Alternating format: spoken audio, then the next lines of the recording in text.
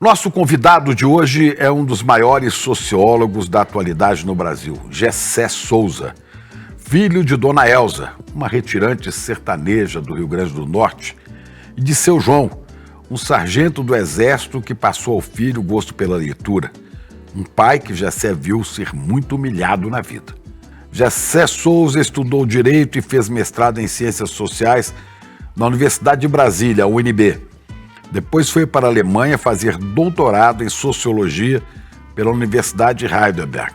Ele tinha uma meta: compreender o pensamento complexo de autores importantes para poder examinar os assuntos de uma perspectiva plural. Também estudou Direito e Psicanálise em Nova York. De volta ao Brasil, deu aulas em diversas universidades e começou a pesquisar as dinâmicas de classe e a desigualdade social no país. Em 2015, assumiu a presidência do IPEA, o Instituto de Pesquisa Econômica Aplicada, e saiu em 2016, quando Michel Temer assumiu a presidência depois do golpe em Dilma Rousseff. Gessé escreveu inúmeros livros, entre eles A Ralé Brasileira, A Elite do Atraso, da Escravidão à Lava Jato, A Classe Média no Espelho, Radiografia do Golpe, O Brasil dos Humilhados, uma denúncia da ideologia elitista, e Pobres de Direita. Para Gessé, o ódio ao pobre e a herança escravocrata continuam a moldar a nossa sociedade e é necessário que o povo entenda quem os oprime. Gessé diz: sem mudar a ideia que o povo tem sobre esse país, não vai ter nenhuma ação transformadora, porque a verdadeira revolução é a de consciência, é através do conhecimento.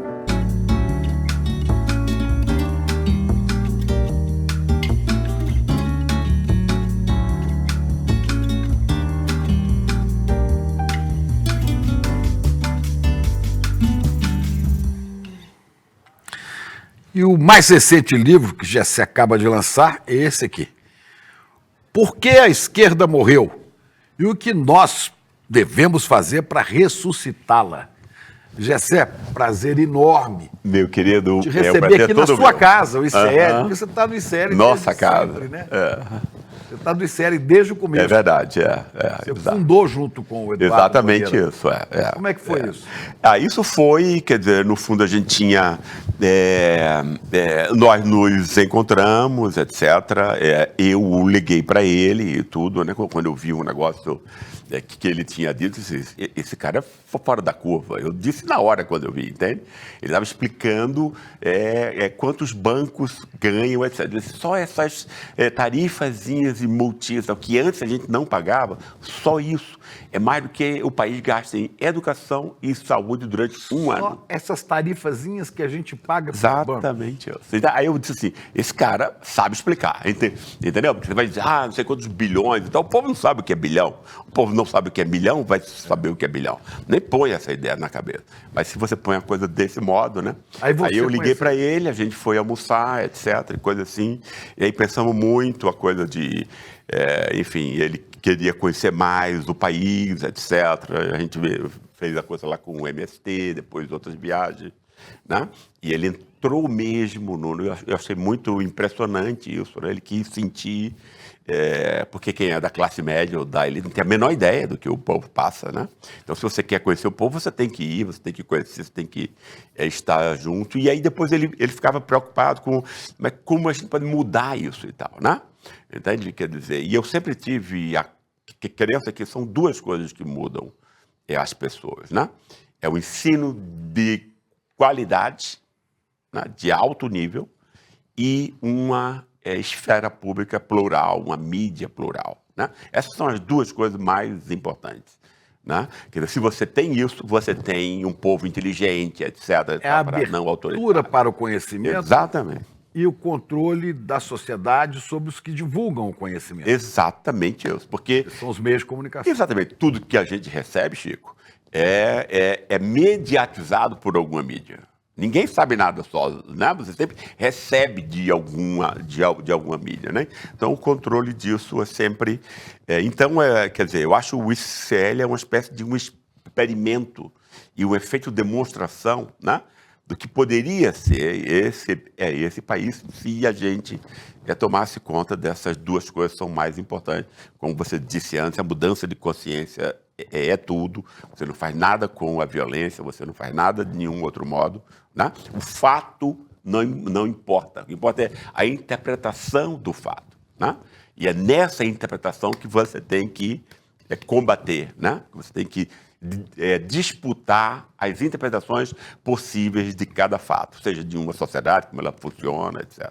Nesse momento que o Célio nasceu, você ainda estava dando aula na Alemanha, em Berlim?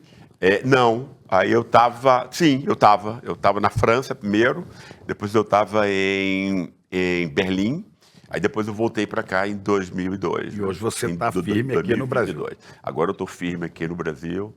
Perguntando por que a esquerda morreu e o que devemos fazer para ressuscitá-la.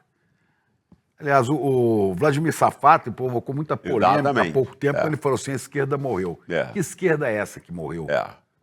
O que devemos fazer para ressuscitar? Exatamente. No fundo, esse livro é uma intervenção nesse debate que foi iniciado pelo Vladimir, que eu acho muito interessante. E você, quer dizer, mas você precisa explicar como isso aconteceu. Por que isso aconteceu? Né? Então, a gente nunca deve ficar só na frase, no que a gente diz, etc. A gente tem que reconstruir a história para que a gente entenda por que as coisas aconteceram hoje em dia assim. E foi isso que eu quis fazer nesse livro. Eu peguei duas coisas, Chico. Eu quis ver, né, de que modo a extrema-direita, com um trabalho extremamente bem feito, né, já há mais de 50 anos, que a extrema-direita americana ela tem uma data de nascimento, 1971, exatamente, né, que é quando Powell, um advogado famoso da Philip Morris, né, manda um memorando de 10 páginas num congresso onde estava reunida toda a elite financeira americana, né? E ele diz, olha, o nosso inimigo, porque ele ficava com raiva, sabe de quê, Chico? Porque o que era veiculado em jornais, na mídia, etc., era só os efeitos perversos do fumo. Segundo ele, ninguém falava das virtudes do fumo. Ele era da Philip Morris, exatamente. Né? Uma grande fabricante de cigarros, de tabaco. Exatamente. E aí, então, ele mandou essa coisa para... Ele fez esse memorando dizendo para esses bilionários do quê? Olha, o nosso inimigo não é mais a esquerda, não é mais o comunismo, isso está controlado.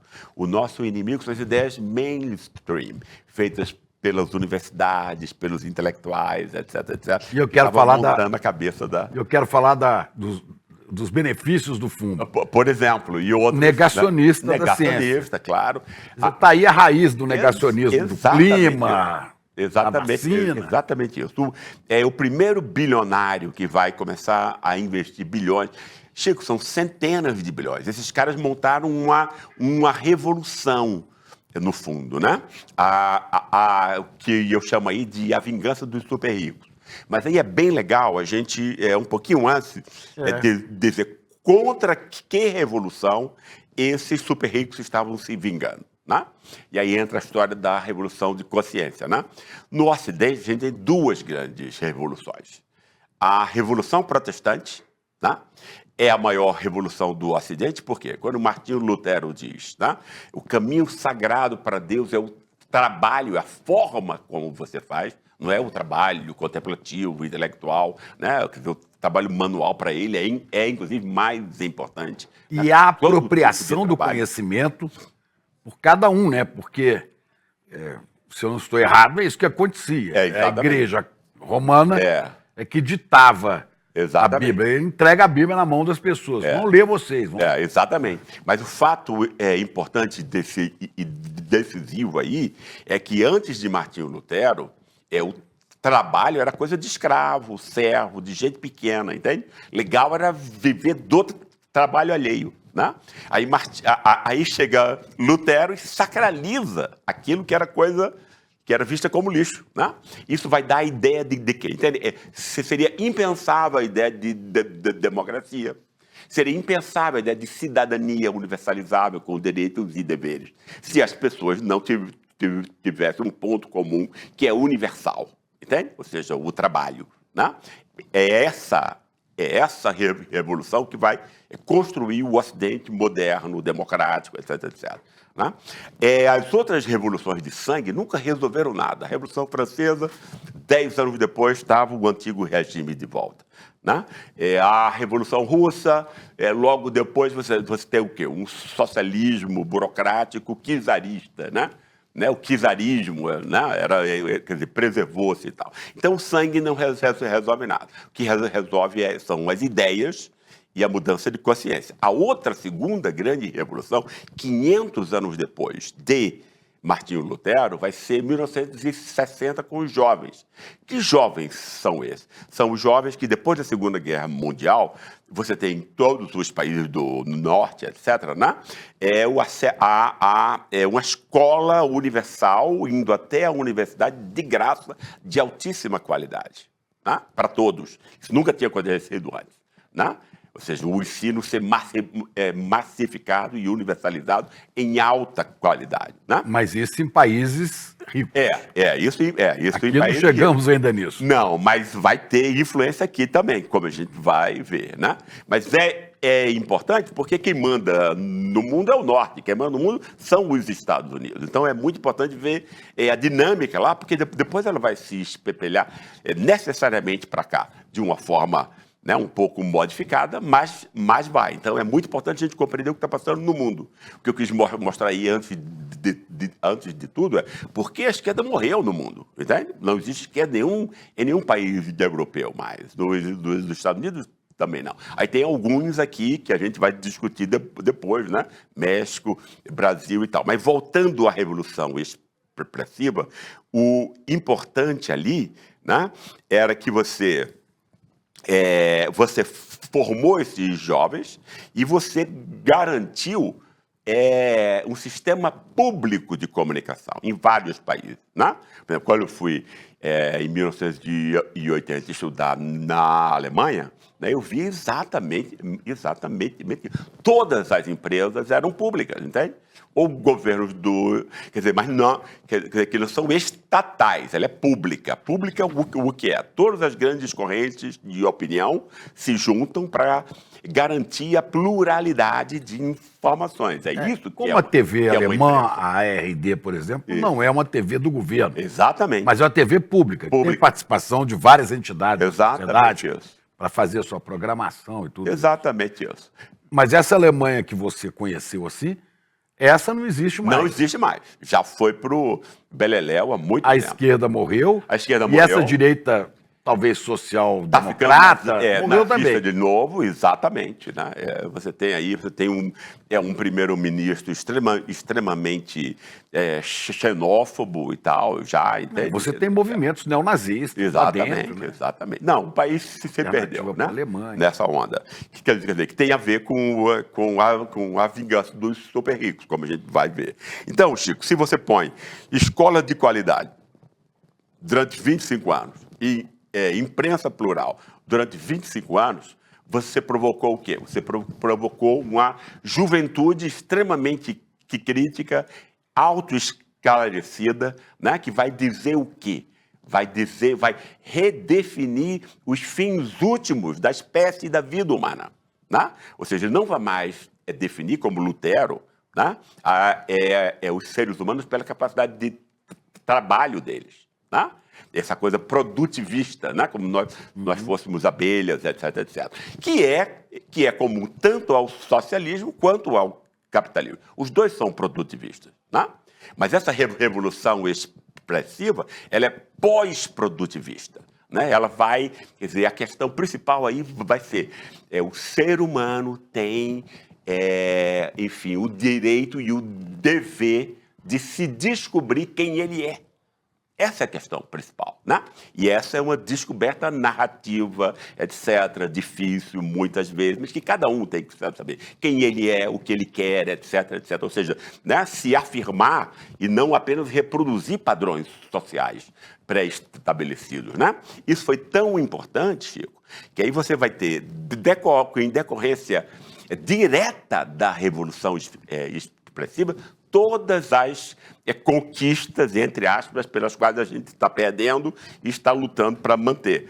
A libertação das mulheres é direto reflexo disso. Né? A luta de minorias, dos negros, de direitos superação do racismo. dos negros, exatamente. A luta contra o anti-imperialismo, a luta, né, anti-Vietnã nessa época. A luta ecológica, né? A luta ecológica, muito bem lembrada. Se você tem um paradigma pós-produtivista, né, você não vê a natureza como objeto, como algo a ser usado, abusado, etc, etc. Você vê em conexão. Né? Se você pegar aí, tudo de bom que aconteceu vem dessa revolução que o estudo público de qualidade e uma imprensa plural produz. Entende? Eu vi isso com os meus olhos, entende? Quer dizer, essas duas coisas juntas transformaram um bando de nazistas num dos povos mais democráticos da Europa, entende? A Alemanha dos anos 80. A Alemanha dos anos 80, exatamente isso. Né? Então, entende? E aí os trabalhadores estavam ganhando mais do que nunca, a taxa de lucro descia e tal. Mas, claro, as pessoas estavam se organizando, compreendendo. Bem-estar social propiciado pela sociedade. Exatamente isso. Aí, Powell... Oi? Eu quero voltar no Powell. Tá. Mas o que você encontrou que te surpreendeu quando chegou lá em 80? Lá? Ah, não, eu achei que era o paraíso comunista de Marx, eu achei. Porque, Chico, eu ganhava... Isso a Alemanha ocidental. A Alemanha capitalista. Você falou, isso aqui este é o paraíso comunista de Marx. Exatamente. Por quê? Porque, para mim, não esse nome, comunismo, socialismo, capitalismo, não tem significado algum. Eu quero saber se existe controle político e democrático sobre o capital. Né? Da sociedade. Exato, porque eu vi que isso funciona bem. Né? Então, Chico, eu ganhava metade de um salário mínimo, tá? Eu não morria de fome. Na bolsa eu comia de exato. Eu não morria de fome porque tinha um quartinho barato lá na universidade, tinha o bandejão, entende? Mas eu economizava para comer uma carninha, um negocinho, um sanduíche com carne no sábado e tal, entende? Um negocinho.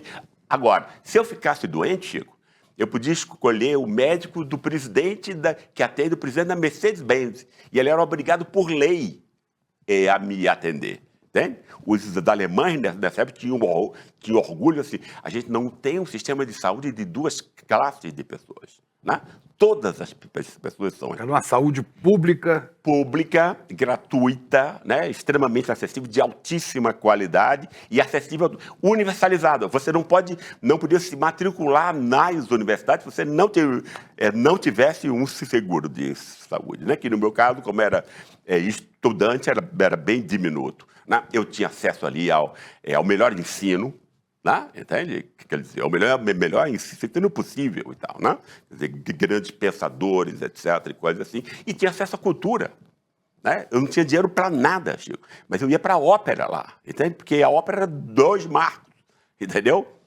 1 euro, né, para os estudantes, entende? Então eu tinha acesso, entendeu? Eu era pobre de maré. Eu fiquei magrinho, Chico, nessa época. Eu não comia muito. Não, eu cheguei a pesar 76 quilos, cara. Ou seja, 30 quilos a menos do que eu tenho. Eu estava muito, entende? Não era uma coisa de... Né? Mas eu ia, né? A cultura, ópera, teatro, cinema, não sei o quê, entende? Por que isso acabou? Por que esse estado do bem-estar social, né, que foi tão importante na Alemanha, e nos países nórdicos, né? Dinamarca, exatamente. Por que isso foi acabando? Não pegou, não vingou do lado de cá do oceano, e o que a gente está vendo é uma piora geral dos países. Exato. Eu acho que isso tem a ver com essa vingança dos super ricos, que vai acontecer a partir de 1971. Do Powell. Do Powell. Quer dizer, o Powell foi o cara que deu o toque. Powell é o dono da Philip Morris. Não o dono. Era um advogado que depois vai ser alçado a ministro da Suprema Corte por Richard Nixon, como prêmio, né, pelas atividades, etc.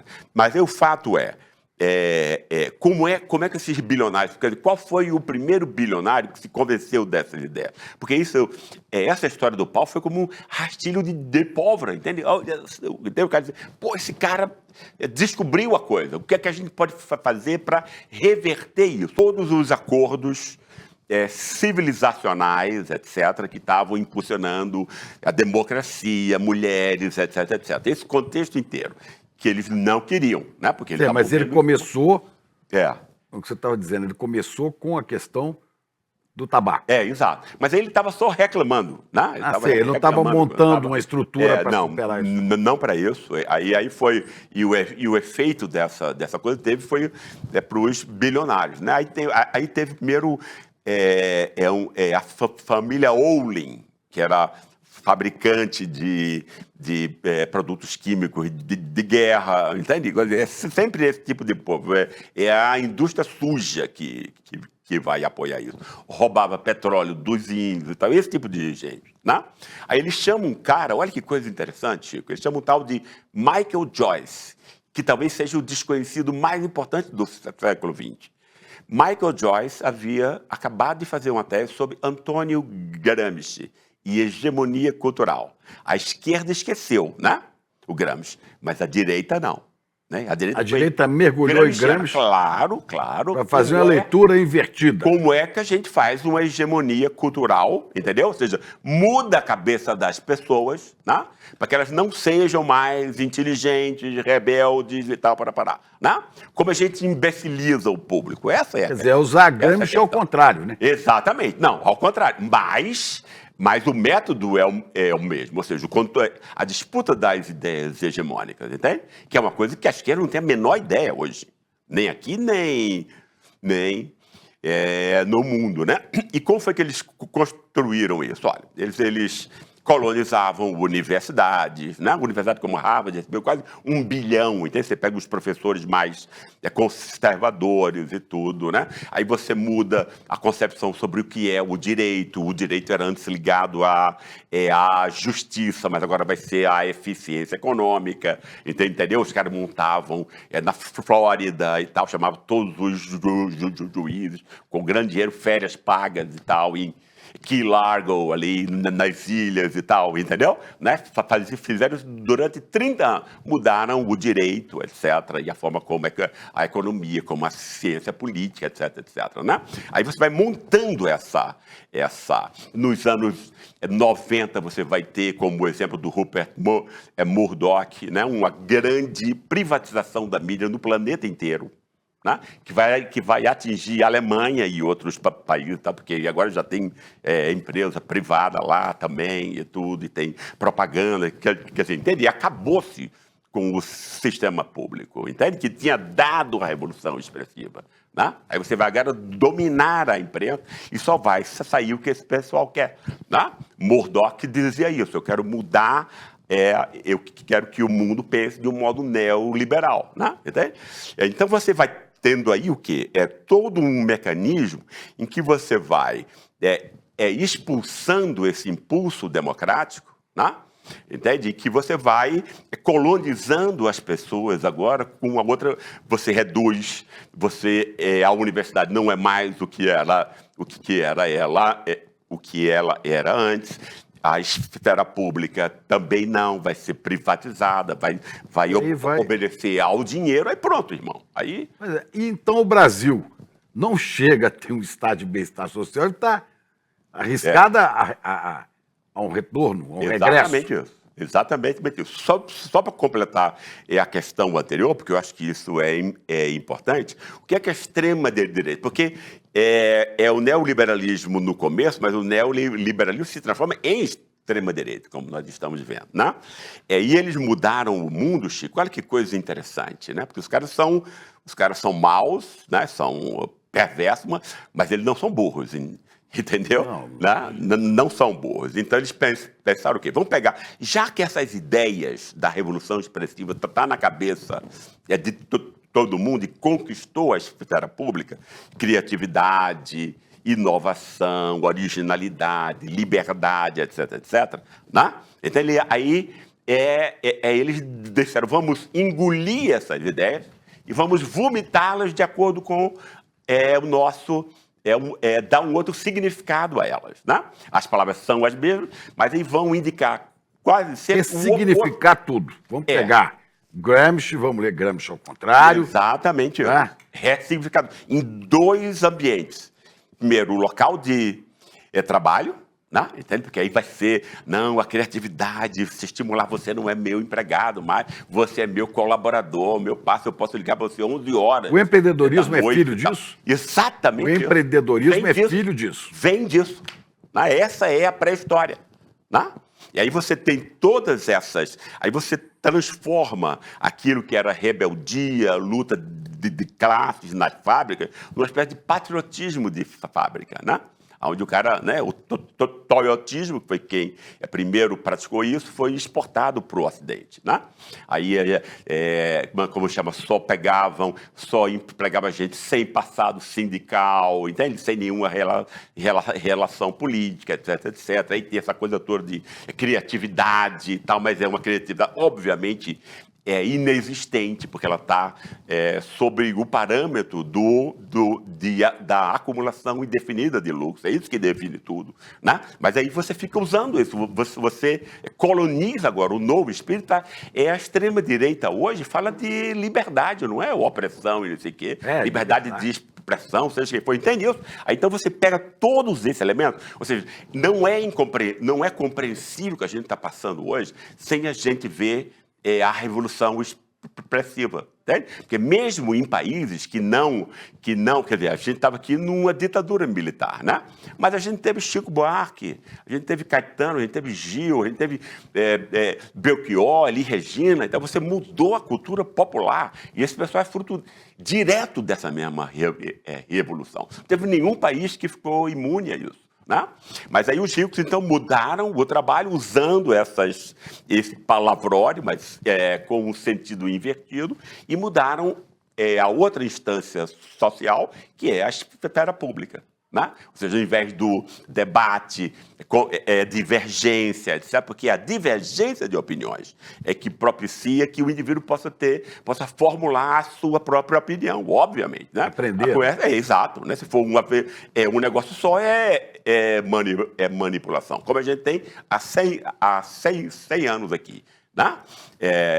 Então é muito importante a gente perceber a eficácia da extrema-direita, do que a gente está passando, tem a ver com exatamente esse roubo, né, dos temas e das pautas que antes eram da esquerda mais transformadora e rebelde que existia antes. Né? Por conta disso, você vai conseguir convencer trabalhadores, etc, etc. E se você tem uma imprensa que não é mais divergente, que vai ter uma opinião só, esses caras vão saber de que maneira que eles estão sendo enganados, entende? Zero maneira, né? Não sabem, né? Entende? E aí a extrema-direita entra com a raiva que isso provoca, porque as pessoas estão ficando mais pobres, não sabem por quê, não sabem quem é o inimigo, né? Entende? E são tentadas a culpar si próprias. Eu sou um fracasso, por conta da coisa da meritocracia. Não é isso? Quer dizer, teria que culpar a si mesmo, e a extrema-direita... Ou culpar ao além, aos espíritos, a Satanás, que entra nos corpos. Exatamente. Mas aí a ideia por exemplo, antes dele entrar, né, na religiosidade, etc., quer dizer, ele iria pôr essa faca envenenada no peito, que é a faca que leva à depressão, ao alcoolismo e tal, né? E aí, então, você tem a pregação evangélica e a extrema-direita na mesma direção, né? Dizendo assim, opa, irmão, não faça isso contigo, né? A gente tem aqui se mate. Bodes expiatórios, né? Entende? Que já foram criados aí há séculos para serem odiados. Você pode canalizar o seu desprezo e o seu ódio para eles, e a sua raiva para eles, e se sentir superior a alguém. Esse que é o ponto principal. Que essas pessoas se sentem devagar. Tá. Né? Quer dizer, o sujeito vai entrando numa situação difícil, da pobreza, da precariedade de tudo, né? Aí ele se mete na droga, no álcool, você diz, ele enfia uma faca no próprio peito. Exato. Aí chega o espírito religioso Isso. e diz, não faz isso não. E isso é porque tem um encosto aí, Satanás, vamos tirar. E aí começa a induzi-la a mudar de comportamento. Exatamente. Isso aí sim. E muito especialmente você criar bodes expiatórios. Mulher, negro e homossexual. Sim. Né? Para ele se sentir superior. Né? Porque você disse, é importante que essa pessoa tenha alguém, ou alguma classe, ou alguma categoria, que ele possa pisar nela. Exatamente. Exatamente. É extremamente importante isso. Porque isso, entende? Para quem é humilhado e não sabe por quê, isso é como uma boia de salvação. Você se tem figura. Puxa vida, então eu não sou lixo. Entende? O lixo é o outro. O lixo é o outro. Tem que ter o outro. Exatamente. Tem que ter o outro. É o sistema de castas hindu sem tirar nem pôr. Você tem uma classe lá de intocáveis, né? Entende? Que é uma geni. Quer dizer, como eu sempre chamo, né? É uma classe de geni. Né? Ou seja, todo mundo pode cuspir, etc. e tal, para que não vai acontecer nada com você. Matar. Eu assisti algumas entrevistas que deu, e uma coisa você repetia, e é muito importante você falar aqui sobre ela, né? Que muitas pessoas acham que o objetivo da vida na nossa sociedade ocidental, capitalista, é o cara ter dinheiro ou poder. Né? Para que você faz isso? Para ter dinheiro. Por que você faz isso? Eu quero poder. E você disse que isso é uma falácia, isso é uma mentira. Isso é uma mentira óbvia, né? Só basta Explica, que a gente... porque para quem está nos assistindo, que a gente essa história que o cara está querendo é poder ou dinheiro é conversa. Exatamente. Não é isso que ele está querendo. O que ele está querendo? Exatamente. Por quê? Porque dinheiro e poder são meios, entende? Dinheiro e poder não são fins, né? Quer dizer, você usa dinheiro para comprar coisas, você usa poder para influenciar coisas e tal, né? Então, o importante é o objetivo. E por que as pessoas saem tão desesperadamente em busca de poder e de dinheiro? Porque a nossa sociedade atribui uma dignidade especial, uma superioridade moral para quem possui dinheiro e poder. Né? Então você quer, entende? Porque o que é que explicaria um cara ter $1 bilhão? Se você tem $1 bilhão, amigo, você pode comprar o que você quiser. O que você quiser. Tá? $1 bilhão. $1 bilhão, tá? Dólares, ou seja, são 6 bilhões de reais. Você pode comprar o que você quiser nessa vida, tá? E na outra. E na outra. E filho, mas quem tem $1 bilhão não fica, entende? Você já conquistou o negócio, agora eu vou ficar com meus filhos, com a minha mulher, eu vou curtir a vida. Tal. Não, o cara vai atrás do 2º bilhão, 3º bilhão, 4º bilhão, 5º bilhão. Entendeu? Não tem nada de necessidade econômica aí, né? Entende? E o poder é a mesma coisa. E o poder é exatamente a mesma coisa. Tem um poder aqui, ele quer mais? Exatamente isso. Porque a grande necessidade humana é o reconhecimento social, você ser respeitado pelos outros, né? Isso é o principal. Sem isso a gente não... O cara acha que você tem muito dinheiro e vai ser respeitado. Exatamente isso. E é exatamente o que acontece. Né? Você chega com um cara lá, um imbecil desse que compra uma Ferrari por 6 milhões, ele chega num bar, as pessoas olham e tal, ele é um cara inseguro e tal, superficial, se sente... valorizado pelo motor da Ferrari. Pronto. Dele. Enquanto ele pode ter um carro que custe 1/10 disso e que dê o mesmo conforto ou mais. Ou mais. Exatamente isso. Eu vi você falando, o cara às vezes tem um iate que ele nem usa, mas ele compra 2, 3, 4. Exatamente. Né? Para quê? Para quê? Exato. Exatamente para se sentir valorizado ao redor. Mas, Chico, vamos... E o poder é a mesma coisa. E o poder é a mesma coisa. Poder é a mesma coisa, é meio. Né? Poder é meio. Né? Eu tenho poder. Sim. Para quê? Né? Ou seja, é sempre para alguma coisa. Então, o que é importante é o objetivo. E isso é ensinado, há uma pedagogia disso para quem está embaixo. Claro. Né? Você pode subir. Exatamente. Que é a maior mentira que você pode dizer para alguém, porque todo sucesso individual é socialmente construído. Né? Não é só por dinheiro. Né? São por habilidades, etc., que vão ser extremamente importantes para o sucesso escolar, o acesso ao pensamento abstrato, por exemplo, não é um negócio que a gente nasce com ele. Ou ele é estimulado ou você nunca vai ter. Né? Capacidade de se concentrar, leitura, etc., autodisciplina, pensamento prospectivo. É isso que efetivamente resolve a vida de um indivíduo. Você precisa ter essas disposições. Quem é filho da classe média recebe isso de graça em casa, entende? Conversa com o tio que sabe línguas estrangeiras, você já começa a saber que língua estrangeira é um negócio importante, já começa a ouvir a música, vai ficar muito mais fácil você aprender depois. Entende? Essa é a herança mais importante, né? E que é invisível, porque ninguém vê. Né? E aí vem um cara lá dessa classe, recebeu privilégios e tal, né? E aí esse idiota diz que ele tem mérito, não é isso? Quando você compara com um cara pobre, né? Ele não teve nada disso, né? Porque o pai e a mãe, ninguém pode dar aquilo que ele nunca teve acesso, e essa classe é uma classe explorada, condenada, humilhada a reproduzir a sua inadaptidão, né? E como é que acontece esta humilhação de quem está embaixo? Como acontece? É uma humilhação objetiva. Né? Humilhação não é um negócio, não precisa ser consciente. Ah, eu estou sendo humilhado. Isso quase nunca acontece. Né? Entendeu? Quer dizer, todas as reações humanas normalmente funcionam no modo meio que pré-reflexivo. Né? Mas, ou seja, você sente, é uma emoção. Você sente que você é humilhado, você é menos, que as pessoas te olham de cima para baixo, que as instituições não te respeitam, etc, etc. Né? Mas a esquerda veio dizer para essas pessoas que elas podem ascender, que elas podem subir. Né? Exatamente. E aí, então? Sim, mas aí você tem o que é que a esquerda não faz? Né? Pegando um pouco assim, saltando dessa história dessa esquerda que foi morrendo por conta desse investimento do neoliberalismo, entende? Um investimento completamente planejado, entende? 50 anos, isso é muito trabalho e muito dinheiro em cima, né? Para mudar esse mundo inteiro, como a gente está vivendo agora, né? E se você compara o que é que está acontecendo com a esquerda aqui, que tem a ver com essa história de combater humilhação, etc, etc, é uma esquerda que emburreceu. A gente tem que dizer as coisas. Tá? A gente tem uma grande figura, Lula, tá? Entendeu? Eu sou pessoalmente grato, imagino que você e mais cento e tantos milhões de pessoas, o cara nos evitou de estar no inferno hoje em dia, é um líder popular, é o maior líder popular que esse país já teve, etc. Mas Lula é uma figura pessoal. É uma liderança exemplar, no sentido de Max Weber. Né?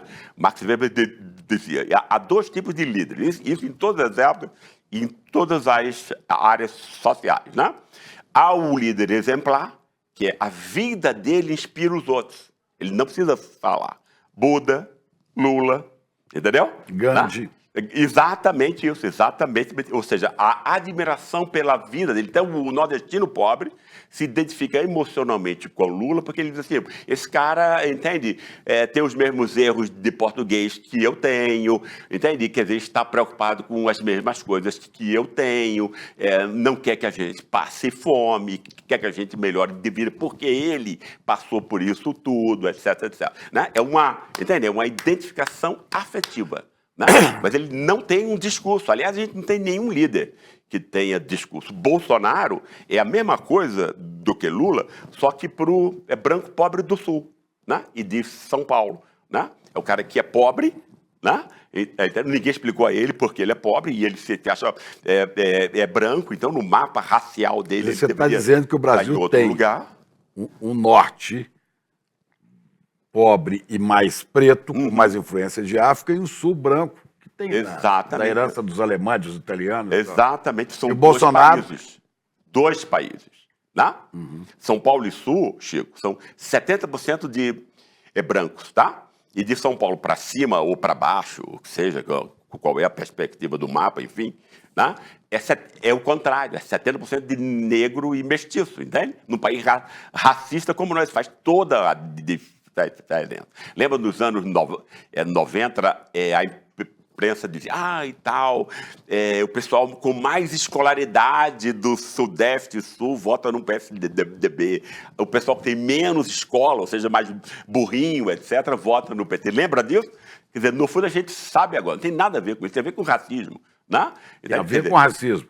E você tem muita propriedade para falar, porque você já viu isso de perto. Claro. Você é nordestino, Exatamente. do Rio Grande do Norte, Natal. Exato. E você tem antepassados negros. Exatamente. Como é que é isso? Qual é o peso do racismo no Brasil? Ele é completo, né? Mas o racismo entre nós, isso é muito bom porque dá uma introdução boa para o assunto da esquerda agora. E, enfim, é o perigo de morte da esquerda aqui entre nós, né? Que é o fato de que o racismo imperou aqui abertamente até 1930, né? Quer dizer, na República Velha, 2% votavam, ainda assim tinha fraude de bico de pena, 90% de analfabeto, etc. Quer dizer, atravessou todo o Império, entrou na República, continuou na República. Foi até 30, até a Revolução de 30. Exatamente isso, né? Todo mundo era racista em 1930. Não conheço ninguém que destoie disso, né? Mesmo quem defendia os negros, etc., né? Estavam convencidos da inferioridade natural do negro. O fazia por compaixão, né? Com Getúlio Vargas e com Gilberto Freire, isso vai mudar, né? Entende? É Freire que vai montar o quê? A noção do bom mestiço, né? Ou seja, ao invés do mestiço ser a lata de lixo da história, como ele era até 1930, ele é visto de modo positivo, né? O mestiço enfim, aquelas elucubrações do Freire, etc., que não precisam ser científicas, porque ali tinha um sentido político. O sentido político era bom, entende? Era dizer, esse povo não é um lixo, esse povo tem virtudes, aí a hospitalidade, né, abertura, afetividade, percebe isso? Né? Ele vai ressignificando essas coisas que são do corpo, que normalmente são as coisas que são desvalorizadas. Né? Isso foi extremamente importante para Getúlio. A partir disso, Getúlio desenvolveu a primeira identidade nacional brasileira, né? Onde ele punha a herança africana como sendo a mais importante, né? Ou seja, que dava singularidade ao nosso país. O samba, o futebol como praticado pelos negros, etc. Isso tudo foi extremamente incentivado por Vargas, né? Entende?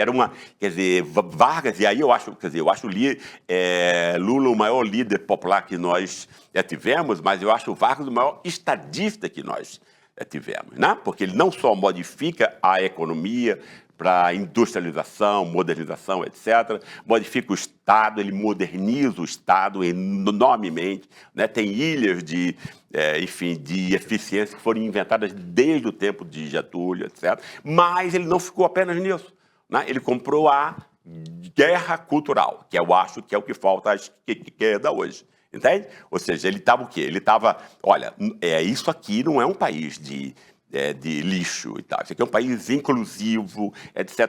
Todos têm um lugar. Ele vai criar também a primeira lei de cotas nesse país, que no fundo era uma cota racial, embora não tivesse esse nome, né? Que é garantir o emprego. 2/3 dos empregos nas empresas deveriam ser de brasileiros nativos. Por quê? Isso em 1930. Porque até 1930 estava vindo 5 milhões de branquinhos, espanhóis, italianos, e ficando com todos os bons empregos. Né? Negro, mestiço e pobre não tinha nada. Entendeu? Não, agora vai ter que ter. Né? Quem nasceu aqui tem esse direito. Entendeu? Percebe? Então, esse cara fez dentro dessa mentalidade, Gessé, seria um campo fértil para o crescimento do pensamento da esquerda. Claro, e foi. Que vinha da Revolução de 1917, da Rússia. Exatamente. Quer dizer, era hora de, no Brasil, isso prosperar. E, no entanto, ele próprio, Getúlio, né, combateu duramente o comunismo. Né? Ele combateu, essa é uma história complicada. Essa é uma história complicada. Ele quis se unir com Prestes, deu muito dinheiro a Prestes até para participar da coisa. Prestes enfiou esse dinheiro no bolso e botou lá para onde ele estava querendo. Ou seja, ele foi traído, entendeu? Né? Quer dizer, a possibilidade, ali tinha várias coisas. Quer dizer, poderia ir para a esquerda, para a direita. Ele tentou ir para a esquerda primeiro. E o cara o trai, pô. Né? O líder desse negócio. Entende? Ele vai fazer o quê? Né? Percebe? Agora, o que é mais importante... Mas há um relato que o Prestes estava na Argentina, em Buenos Aires, Sim. quando foi proposto a Getúlio dar o golpe. Sei. Que foi com o assassinato lá João Pessoa, né? Exato. Candidato a vice, Exato. né? De Exato. Getúlio. Né? E, então, o Prestes tinha liderado a coluna Prestes. Exato. E era um bom militar nesse sentido de estratégia e tal. E que ele teria ido a Porto Alegre falar com Getúlio e falou: tudo bem, eu ofereço meus serviços a você, mas eu quero que você implante o comunismo no Brasil. E que o Getúlio falou: aí não dá.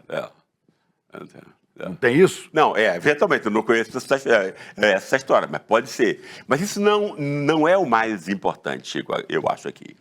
Porque aqui eu acho que porque Getúlio foi reduzido a ditador pela elite de São Paulo e pelo seu poder simbólico. Então, eu acho que a gente tem que analisar as pessoas sempre no contexto histórico, né? Porque senão a gente falseia o mundo, né? O que é que existia antes, um dia antes de Getúlio assumir?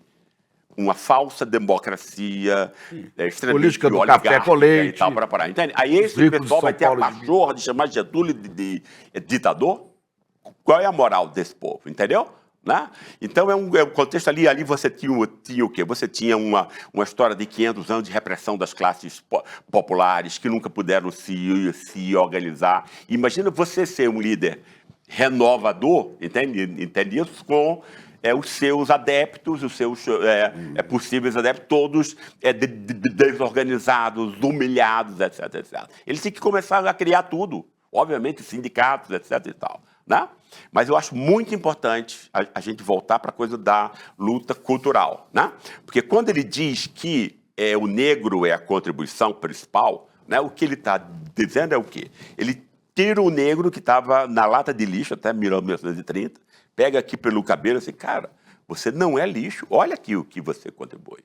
Percebe isso? Olha que coisa interessante. Né? Você é genuíno dessa. Exatamente. Não precisa, entende? Porque o negócio não é só material, indústria, não sei o que e tal. Tem a ver com ideias e tudo. Com ideias que afirmam, ideias que vão dizer, cara, você é a gente precisa de você, estamos no mesmo barco. Era isso que ele queria dizer. Né? E quando ele faz isso, Chico, ele interdita o racismo explícito entre nós. Olha que coisa interessante. Né? Aí o racismo passa a ser camuflado. Camuflado. Todo mundo continua racista, né? Mas pega mal você ser racista em público. Entende? Afinal, a contribuição dos negros é inegável. Percebe isso? Né? Entendeu? Então, o racismo vai ser exercido entre nós. Para mim, isso é a estrutura do racismo real. Muita gente fica falando aí de racismo estrutural, porque as pessoas confundem, né? O leigo confunde nome com conceito. Nome é nada, entendeu? Quer dizer, aí você diz a palavra estrutura, cada um vai pôr na cabeça uma ideia, entende? E vai estar conversando, achando que está falando sobre a mesma coisa, porque está usando o mesmo nome com ideia completamente distinta. Esse diálogo de loucos, né, é 90% do diálogo público, entende? Então, nomear uma coisa não é explicar, né? E, para mim, a estrutura do racismo, num contexto histórico onde ele foi interditado moralmente, percebe? Nos anos 30, entre nós e no mundo inteiro, depois da Segunda Guerra Mundial, né? O racismo vai ter que continuar existindo, mas ele vai se apresentar por máscaras. Né? Porque ele vai ser condenado quando exposto. Exatamente isso, né? Para que ele possa continuar vivo fingindo que morreu. Né? Aí, quem vai fazer isso? A elite de São Paulo. Né? Ou seja, ela tenta, numa guerra civil, tirar Vargas do poder de Estado. Por que a elite quer isso? Porque ela depende do Estado. Né? É uma elite que mama nas tetas do Estado. O negócio da nossa elite é o controle do Estado. Se ele não tem isso, ele não tem poder mais. Né? E aí Vargas tinha tomado esse poder. Então o pessoal foi à guerra. Mas ele perdeu a guerra, entende? Eles eram perversos, como são até hoje, mas os de hoje são imbecis. Mas os de antes eram muito mais inteligentes. Esse pessoal pensou assim, cara. Olha, a gente tem não só o agronegócio, né? A gente tem não só as indústrias nascentes aqui, então a gente tem todas as rádios, todos os jornais, sistema financeiro, todas as editoras e tal. Ou seja, a reprodução simbólica é controlada pelo meu bolso. Né? Entende isso? Então eu posso modificar a cabeça dessas pessoas a partir disso. O que a extrema-direita vai fazer 50 anos mais tarde, em 1971. Compor, você montar um aparato de reprodução simbólica para distribuir o veneno que a elite queria transmitir para as pessoas, para humilhá-las de novo. Elas que tinham sido queimadas. Como é que ele consegue isso? Monta a USP. Entende? Em 1930, Vargas, 32, a Guerra Civil, 34, a USP, né? Que é montada pela elite de São Paulo para ser uma usina de ideias da elite, e foi. Né? Tem indivíduos lá que individualmente são muito bons, mas a instituição serve para isso, né? E influencia todas as outras universidades, né, nacionais nesse mesmo sentido. Né? Agora, quem vai produzir a ideia, entende? Porque não adianta você ter jornal, televisão, rádio, se você não tem o conteúdo para, se você não tem a ideia que você quer passar. Né? Essa ideia foi Sérgio Buarque. Né?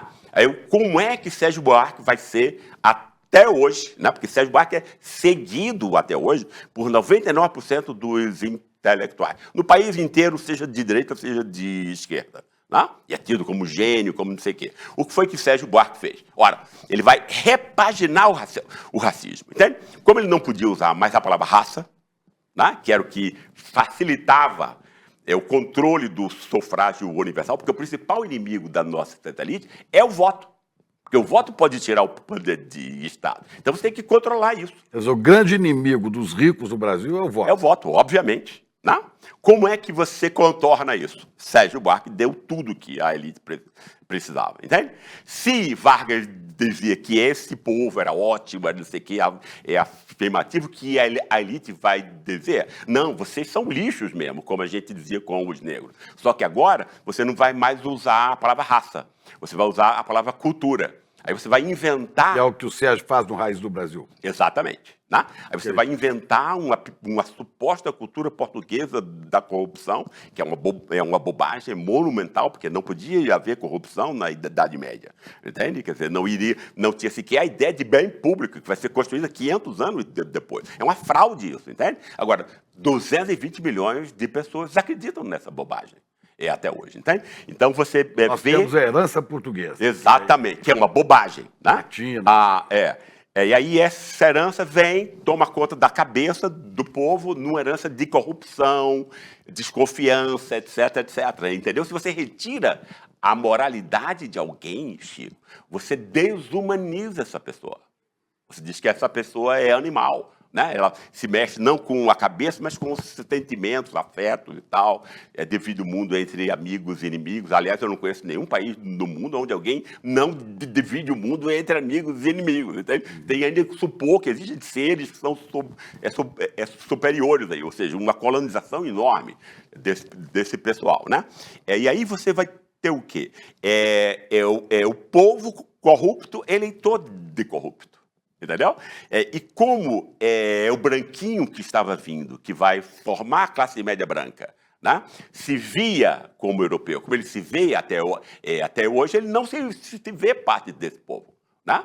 Por conta disso, é essa canalha que sai às ruas, toda vez que tem um golpe de Estado, no fundo ele está incomodado com a empregada está tendo carteira de trabalho, agora o filho vai ter que estudar com um preto na universidade. Ele vai viajar de avião junto Os pobres estavam usando os mesmos espaços, shopping, ele não estava querendo isso, mas ele pega mal você dizer isso. Aí Sérgio Buarque deu tudo que esse pessoal precisa. Aí o pessoal diz assim, olha, Sérgio Buarque deu? Não, foi. Tipo assim, não é porque eu odeio pobre e preto, é porque eu estou defendendo a moralidade pública, ou seja, eu sou moral, ou seja, você tem essa distinção, entendeu? Então, Sérgio Buarque vem dizer que isso é identidade, que são raízes do Brasil. Exatamente. Exatamente. Mas aí o fato para Buarque, isso se referia ao povo como um todo. Mas, na realidade, não é. Ele vai servir para preto e mestiço e pobre. Né? Todas as vezes que preto, mestiço e pobre eleger alguém, né, para ocupar o poder de Estado, porque é isso que a elite não quer, Né? Aí você pode usar agora a cantilena da corrupção. Por quê? Porque já existe uma ideia extremamente ampliada que o povo é corrupto e ele é eleitor de corrupto. Entende? Ele vai criar o conceito central das ciências sociais brasileiras, que é o patrimonialismo. Ele ainda vai dizer essa corrupção entra no povo e depois ela se localiza só no Estado. Só no Estado. Tá? Mercado não, tá?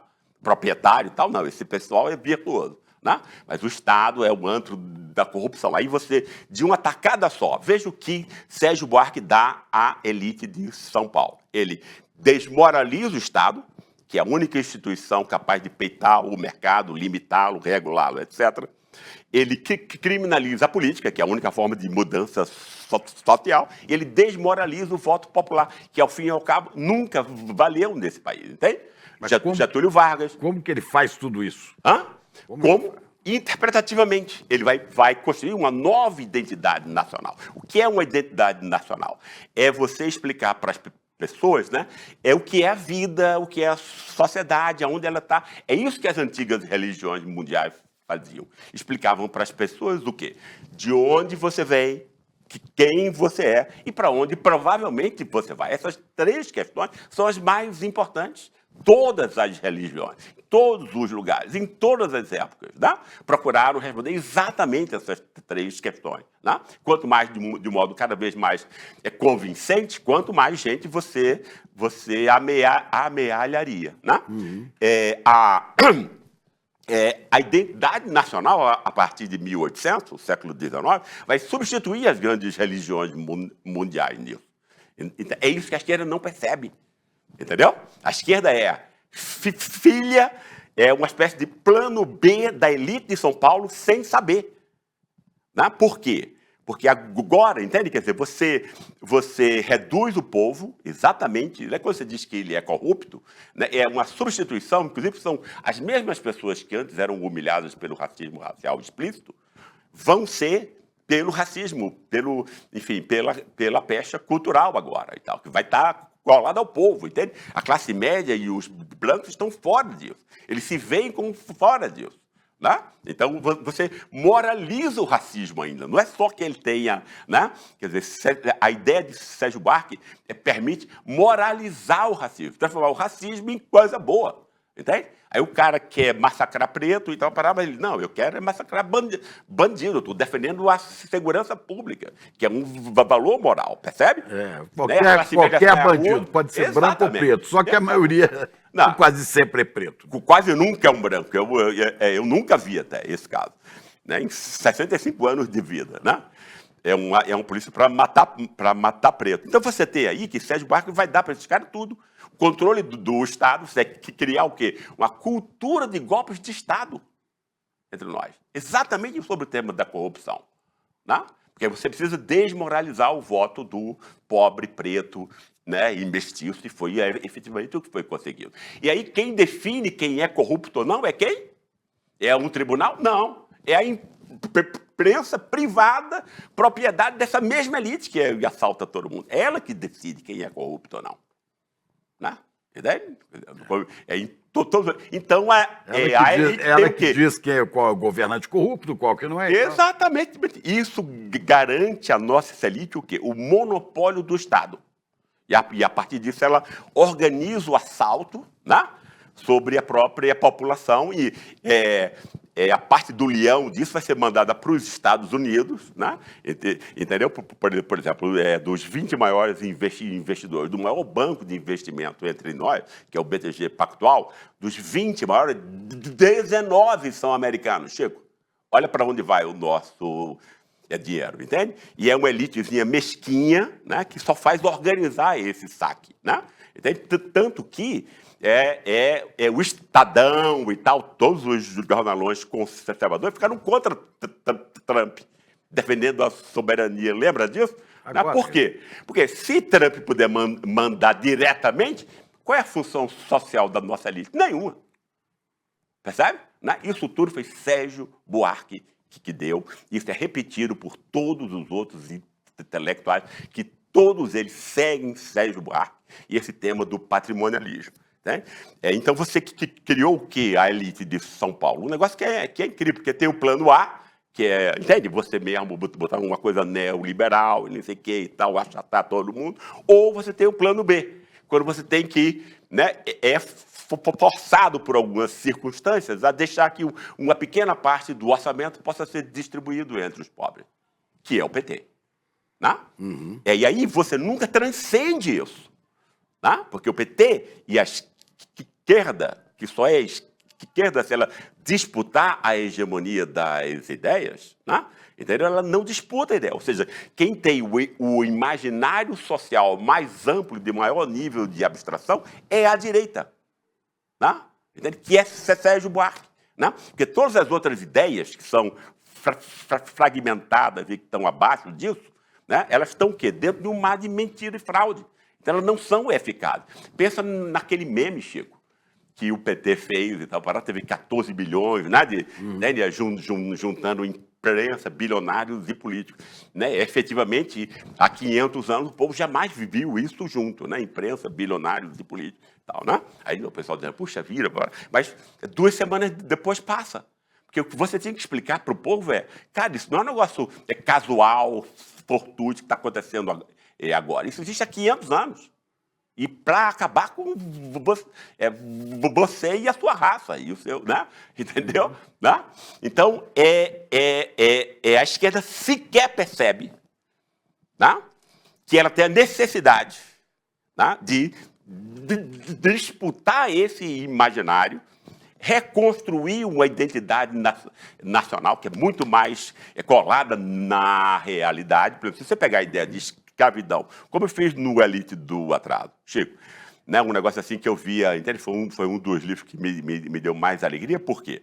Porque eu via assim, gente preta, porteiro, entende? Enfermeira, gente pobre que chegava para mim na rua assim, depois que eu li o seu livro, eu entendi agora, eu entendi a minha vida e tal. Por que o partido não pode fazer isso, cara, em grande escala? Entende? Você tem artista, você tem tudo e tal. Entende? Se você pega escravidão, você pega tudo. Por quê? Porque você já pega imperialismo, porque a escravidão é uma manifestação do imperialismo, entende? Se você pega imperialismo e escravidão, você explica tudo nesse país. Tudo, Chico. 100%. Não fica nada de fora, entende? E o poder de denúncia é, enfim, enorme, porque não é aceitável racismo, escravidão e tal, entende? E você vê como a esquerda pode se recuperar no Brasil? Eu acho que ela tem que disputar essas ideias. Ela tem que ser gramsciana, tá? Tem que disputar a hegemonia cultural, que ela sequer olhando para a percebe. história. Olhando para a história e contando. Entende, Chico? Nós somos seres humanos, cara. Né? A gente não tem um DNA. Né? Ou seja, a gente tem ideias, entende? E é difícil, né? Tudo. Então, a gente vai se compreendendo tal, narrativamente. É uma história, a gente vai contando uma história que é a nossa história, a história dos outros. Essa é a forma como os seres humanos aprendem. Né? Qual é a história que o PT e a esquerda têm para contar para o nosso povo? Diga. Eu fiz uma pesquisa em 2010 com o pessoal que estava ascendendo com o Lula e eu perguntava para as pessoas qual foi o principal fator que fez com que você ascendesse. 80%, Jesus. Entende? Porque o fato em si não é importante. O importante é a interpretação do fato. Na interpretação é Jesus que... É a interpretação do fato que vai fazer com que você compreenda o fato. Entende? Por que isso? Porque a gente só percebe o mundo interpretando. É um esforço de interpretação, né? Aí, então, você tem exatamente esse marxismo vulgar, esse economicismo que domina a esquerda, que é infantil, de tão ingênuo, né? Ele imagina o quê? Vamos dar mais emprego, melhorar a vida e dar não sei o quê, uma farmácia popular para que o povo vai espontaneamente saber que nós somos a causa disso. Então, isso é de uma ingenuidade. Isso é de uma ingenuidade, entendeu? Então, quer dizer, falar em conquistas sociais não é um discurso. Né? Você tem que explicar para esse pessoal quem é o inimigo. E esse inimigo é o agronegócio e as finanças da Faria Lima, né, que não pagam imposto, que tem isenção fiscal e roubam todo mundo. Né? Mas ninguém nunca disse. Ninguém sabe que a taxa de juros da Selic de 15% é roubo no bolso dele. Exatamente. E essa isenção bilionária de 800 bilhões para empresas como JBS, Rede Globo, etc. Isso é um escândalo, cara. Com 800 bilhões, você monta CIEPs aí que em 10 anos muda esse país. Percebe? Você dá a cada criança brasileira café da manhã, almoço e janta. Dá aula de manhã, das outras coisas, mas dá aula de artes, de esportes e tal, para parar. Em 10 anos, Chico, aposto um braço com você, como esse país fica irreconhecível. É o caminho para ressuscitar a esquerda. Pois é, então está aqui o livro para quem quiser se aprofundar. Por que a esquerda morreu? Né? E o que devemos fazer para ressuscitá-la. Aqui, Gessé. Obrigado demais. Obrigado demais a Muito você, bom. Meu querido. Muito bom. Sempre. Quando a primeira turma da pós Repensando o Brasil, Sociedade, Política e História começou, a gente não imaginava, mas estava construindo um dos movimentos mais potentes de formação crítica do país. Foram mais de 5.000 alunos matriculados em 2025. A pós-graduação do ICL, em parceria com a FESP-SP, se transformou em um projeto revolucionário e transformador no Brasil. E o mais impressionante é que todos passaram a enxergar o Brasil de uma outra maneira, com método, com contexto, com profundidade. No dia 14 de dezembro, num domingo, às 8 horas, vamos abrir a nova turma de 2026 e as inscrições com condições exclusivas de lançamento. Essa é a sua chance de fazer parte dessa revolução no pensamento brasileiro, ao lado dos maiores intelectuais do nosso país. O ICL está em todo lugar, na palma da sua mão, na TV da sua casa e até nos seus ouvidos. Para ir além da manchete e mergulhar com apuração e contexto de verdade, acesse iclnoticias.com.br. Siga o ICL, compartilha e vem com a gente. Informação para quem pensa.